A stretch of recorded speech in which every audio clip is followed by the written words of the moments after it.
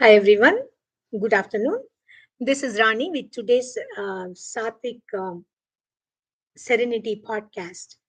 Today's podcast is about innocence. Why we should protect our innocence. When we think of innocence, we think of young children, we think of childhood, we think of things that we do without knowing. But in the Sattvic method, in the consciousness-based method, innocence has a completely different meaning. It has a deeper meaning. So, this podcast will actually tell you how, in mindfulness or in these consciousness based systems, innocence has a central place in holding us in a way that we will be accountable to ourselves, and it will help us dive deeper into what we want to achieve. It is an amazing tool, actually. Innocence is a very amazing tool. How is it different? Because innocence is actually a spiritual quality. With spirituality, we can go down, deep dive into our innocence, and we can learn how to surrender from there. Surrender is a very important part of consciousness framework, the Sattvic method, and even in mindfulness, where you just breathe in and you just let things be. And so, this surrender, this recognition is like a devotion. This devotion is actually an outpouring of all the defenses we already have, which is very different from the innocence that we usually portray. The innocence we usually portray is what? It is like, oh, they don't know anything. It is equal to ignorance. Oh, they are so innocent. They don't know anything. Innocence is not ignorance. In the consciousness framework, innocence works through devotion, because devotion opens the door from which all the fears, all the defenses, all the vulnerability we are feeling, we allow, we open up, and we allow existence to enter us. And when existence enters us, we see the miracles that happen through us. Even simple miracles. For example, you may be thinking of a friend. You may be thinking, oh, my friend, I haven't even called her. Oh, it's a birthday. I should probably call her and wish her. She might just call you and you'll be surprised. Hey, I thought I was going to call you. And she's like, why? And she might say, you might say, oh, it's your birthday. So I was trying to call you. And she might be like, oh my God, I forgot. You remembered. I'm so touched. Sometimes we call that as synchronicity, or we say, oh, it's just a coincidence.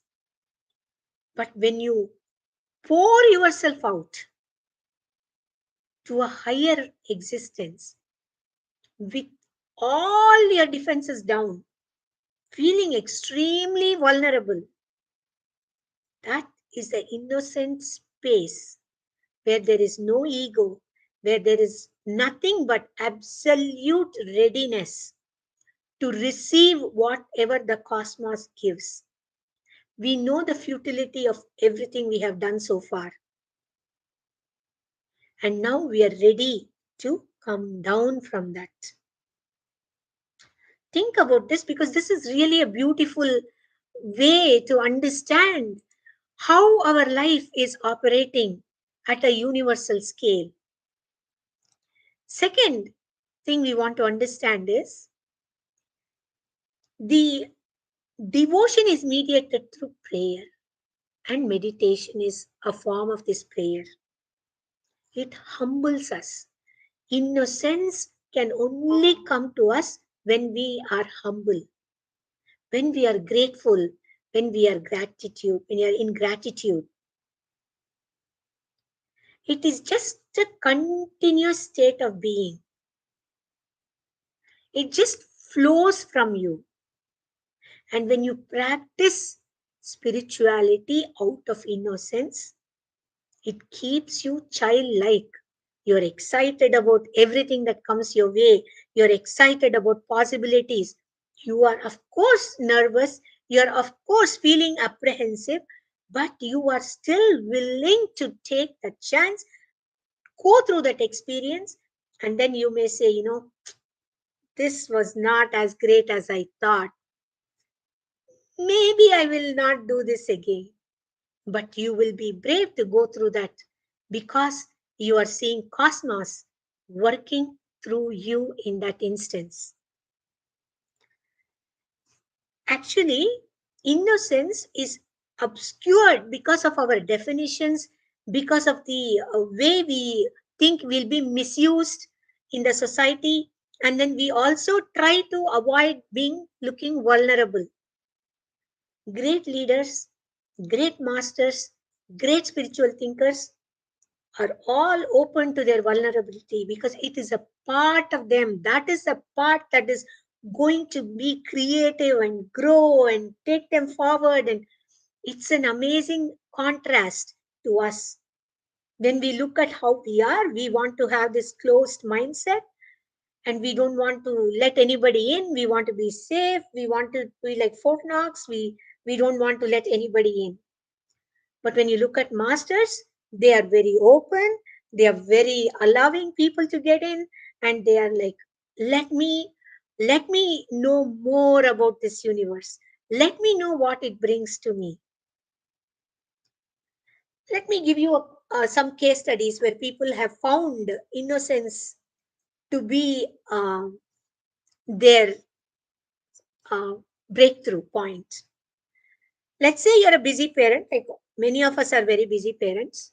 You're struggling to balance work, household chores, parenting responsibilities,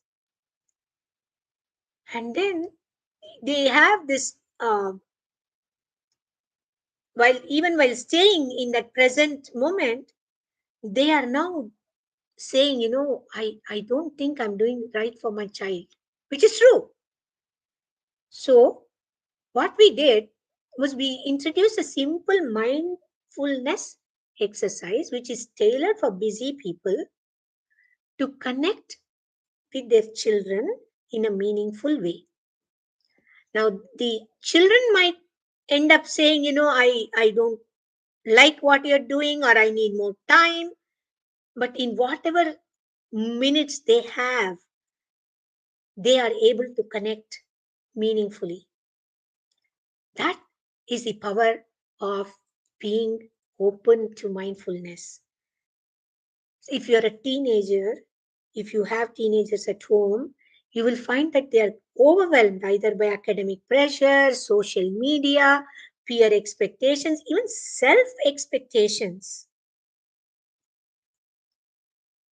We can sit with them and we can talk to them about how anxiety disconnects them from their true self and how they can pull the brakes on what's in the fast paced digital world by just turning it off. By saying only once a week I'm going to see it, or once a day I'm going to see it. Self awareness through meditation, stress management, and building resilience through mindfulness practices, including breath awareness and being mindful in the moment, will all help teens who are overwhelmed. Through this, they can reclaim their innocence, they can reclaim their belief in life, their connection with everything. I welcome you all to try our mindfulness meditation course. We offer, there is a mentorship process. You can apply for 3, 6, or 7 sessions, and you can learn some of these techniques that are specific to you, specific to your situation. And we also have several courses that we run which helps you to emphasize on the present moment awareness in a very non judgmental manner. Everybody will have their own perception of the world. So we will not be able to give you one cookie cutter solution. Say, everybody hold your breath, do it, breathe in, breathe out. No, it doesn't work like that. We want to ensure that all people are taught how to cultivate their presence, quieten their mind, learn how to manage stress and anxiety. Most importantly, cultivate gratitude and build resilience, because innocence is just not ignorance or naivety, right? It is also about resilience. It's also about the ability to bounce back, keeping your sense of hope and optimism alive. Only mindfulness practices will help you build this resilience, because it works through self-awareness, and you will learn how to accept life's imperfections. You're seeing people who are not seemingly taking any effort succeed, and you have been doing this for 10 years and you're yet to see a success. All those kind of connections you will be able to understand, resolve within yourself, and that builds resilience. And most important, it will nurture relationships through simple joyful connections with everybody. So innocence is absolutely required. It is not outdated. It is the only way for human beings to live. And if we have innocence through mindfulness, we can navigate life's challenges with grace, strong presence, foster a sense of innocence that is vibrant, resilient, and ever present. Thank you all for tuning into today's podcast. I welcome every one of you to visit our website, thesatvicmethodcompany.com, sign up to our newsletter, or sign up to any of the courses. You have any questions at all, please post them below. We read every one of them and we respond to every one of them. Thank you so much and appreciate it. I bless you all to have a wonderful weekend, and we will see next week. Thank you.